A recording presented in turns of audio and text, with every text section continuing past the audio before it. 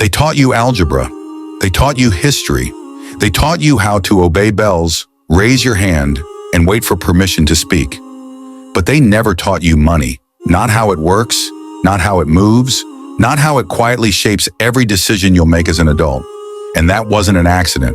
School presents itself as preparation for life, but it was never designed to prepare you for ownership. It was designed to prepare you for participation. Participation in systems that already exist. Systems that need predictable behavior, stable compliance, and long-term dependence. Money literacy creates independent thinkers. Independent thinkers are harder to manage, so the subject was removed before you ever knew it mattered. Think about the structure of school itself. You're rewarded for memorization, not understanding. You're punished for questioning authority, not for being wrong. You're trained to trade time for grades, grades for approval, and approval for opportunity. That exact pattern mirrors the wage system you'll later enter. Show up, follow instructions, wait for evaluation, accept the outcome, repeat. Money breaks that pattern.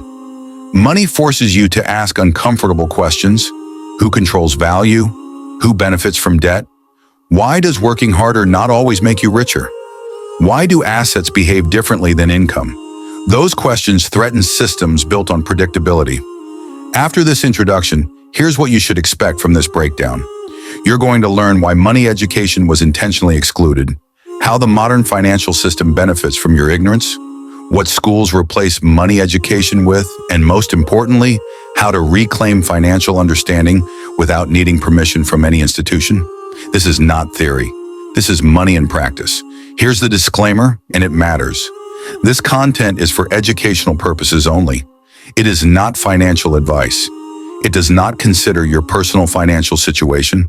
Always do your own research and consult qualified professionals before making financial decisions. Now let's continue. Schools claim they don't teach money because it's too complex, too personal, or too controversial. That excuse falls apart immediately. They teach calculus that most students will never use.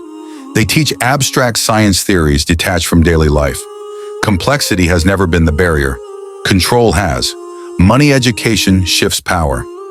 When people understand money, they become less dependent on debt products, less vulnerable to predatory contracts, and less emotionally reactive to economic fear. They stop asking, "How much do I earn?" and start asking, "What do I own?" That shift alone changes everything.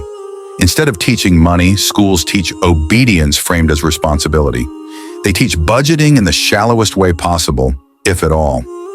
Save a little. Don't overspend. Be careful with credit. These are behavioral warnings, not structural explanations. They tell you what not to do without ever explaining how money actually grows, compounds, transfers risk, or concentrates power. Notice what's missing. No discussion of inflation beyond a textbook definition.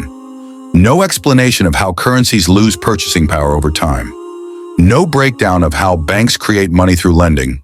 No exploration of why debt is encouraged for consumption but restricted for ownership. Silence is not neutrality. Silence is strategy. When you graduate, you're suddenly expected to make financial decisions that will affect the next 30 years of your life. Student loans, credit cards, rent versus ownership, insurance products, retirement accounts, taxes, all without a mental model for how these systems interact. Ignorance creates urgency. Urgency creates mistakes. Mistakes create profit for institutions that understand the system better than you do. Schools also avoid money because money exposes inequality in a way grades never will. Two students can get the same education and end up with radically different outcomes based on starting capital, family financial literacy, and access to leverage. Teaching money would force honest conversations about structural advantage. It's easier to pretend success is purely about effort. Another uncomfortable truth is that many teachers themselves were never taught money either. They're products of the same system. You can't teach what you were never given. Financial illiteracy reproduces itself across generations, not because people are incapable, but because the knowledge is intentionally gated behind jargon, credentials, and fear. Instead of money, schools teach aspiration. Do well so you can get a good job. Notice the framing. The end goal is still employment, not ownership, not autonomy, not leverage, just a slightly better position inside the same system. Money education would reveal that jobs are a tool, not a destination. Fear plays a central role here. Fear of losing stability, fear of volatility, fear of risk. Schools frame risk as danger instead of information. Yet every meaningful financial gain requires exposure to uncertainty. Ownership fluctuates, assets move, markets breathe. Shielding people from that reality doesn't protect them. It infantilizes them. By the time most people encounter real financial education, it's wrapped in sales. Seminars selling courses, influencers selling lifestyles, banks selling products disguised as advice. When education is delayed, it becomes monetized. Confusion is profitable. So let's make this practical. Money at its core is not paper or numbers on a screen. It's a system of claims on future value. Understanding money means understanding time, risk, behavior, and incentives. Schools avoid this because it requires systems thinking.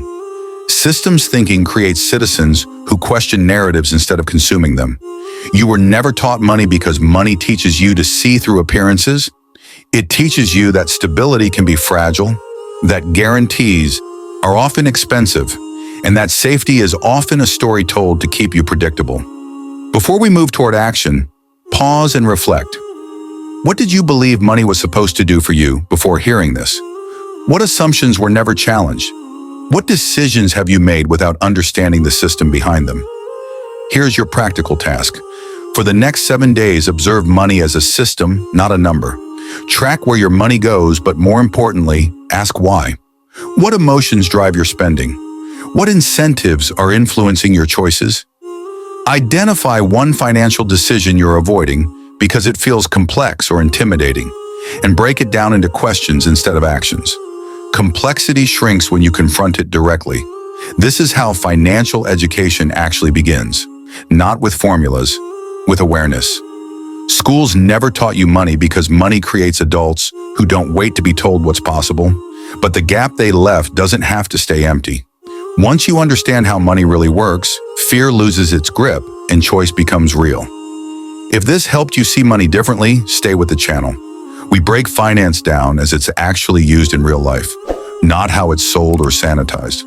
Like, share and subscribe if you want more finance in practice.